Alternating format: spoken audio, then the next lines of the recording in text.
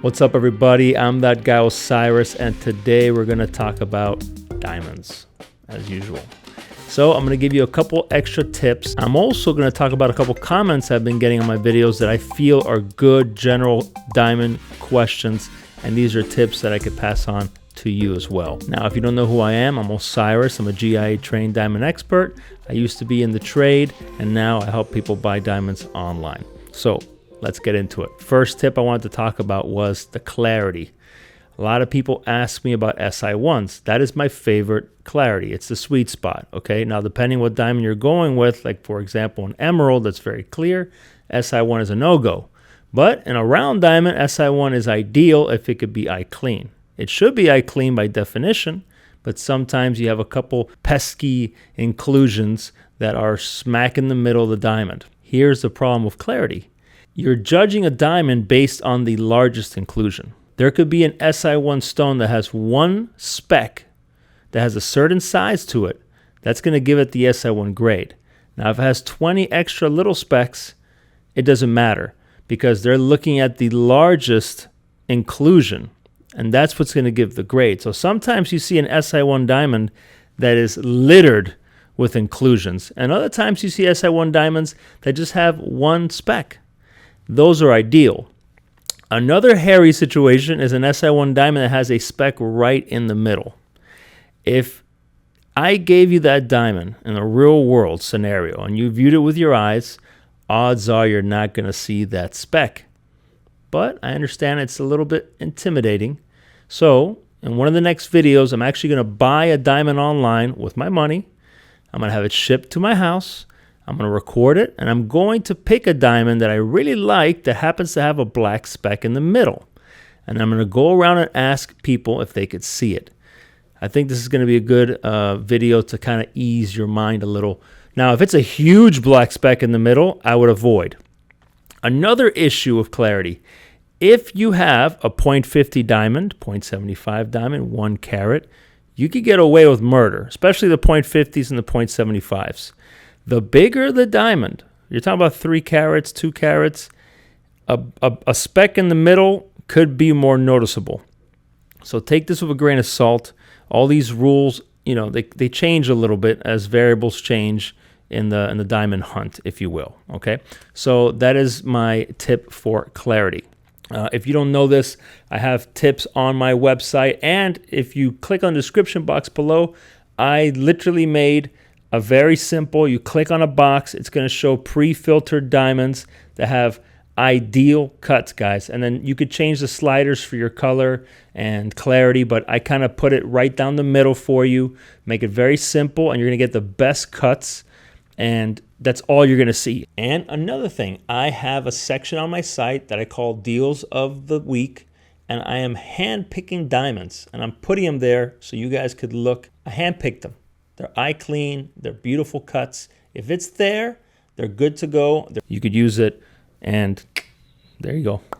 Here's another one I thought was pretty good. Why do some diamonds have black spots with a VS2 clarity? Same as other diamonds with no big black spots. So if it's a VS2 clarity, you shouldn't have a big black spot.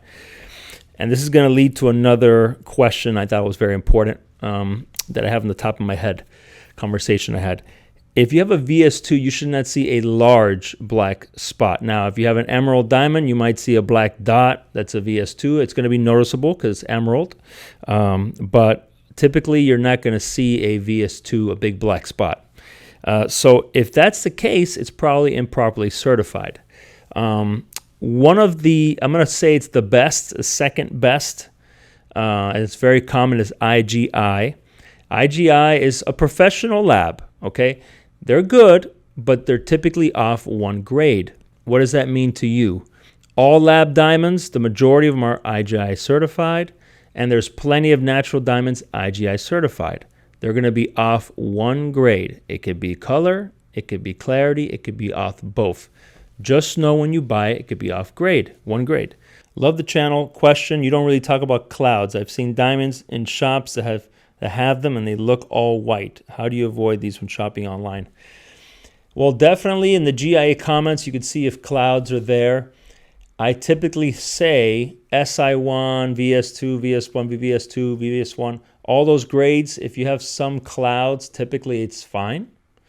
If you have an SI2 or the I1, which I hate shopping for I1s because most of the time there's going to be a big issue with it. Sometimes not so much, but you're going to have an issue with the diamond of an I1. So if you're getting an SI2 and it says clouds and you don't see any other issues with the stone, if the stone looks beautiful and it's an SI2 and you can't even see the issue, and then it says clouds not shown on the plotting of the GIA certificate, then I would be concerned that there's a crap load of clouds, and that could essentially, like you said, interfere with the brilliance of the diamond. Okay, so I found this comment interesting. There was 2 comments she gave me. The first one was, "O is a scammer. He's slick. He's simple, Emily. He does a number on your head. He's brainwashing you." First of all, I don't know who Emily is. I'm very sorry if I hurt you. It was not my intention. She went there. I don't know why, but she went there. And then her second comment made sense. This is a woman scorn. It says, "A diamond certificate means nothing. It's not worth the paper it's written on. I know this from personal experience. I look at it now and I have to laugh because it's a big joke. It really is. It's about 27 years ago. I did it and I got ripped off, but I laugh at myself today because that was so stupid. You couldn't give me a diamond." Yeah, I don't know. I can't give you a diamond. However, what I think she's talking about is she probably got a certificate that was not worth anything. You know, a certificate at the end of the day is a piece of paper, right? But it matters where you go. For example, GIA, where I went, the best, right? That certificate is good because it tells you, hey, this is exactly what you're paying for. This is what you're getting. This is what you're paying for. That has value, right? And if you haven't seen my certificates video, which I'll put up here, it shows that if you have improper certification, you could be taken to the bank. Okay, so I think that's what happened with this lady. She probably bought a diamond a long time ago. 27 years ago, they probably scammed her. I mean, people are getting scammed today, but 27 years ago was an even bigger scam. And she probably bought a SI1 that was graded by EGL, and it was really an I1. And she probably thought it was an H color, and it's really a J color or less. So really, she doubled her payment to this diamond, and she probably tried to resell it, and it was worth nothing. It happens. But if you educate yourself and watch these videos, it shouldn't happen to you, okay?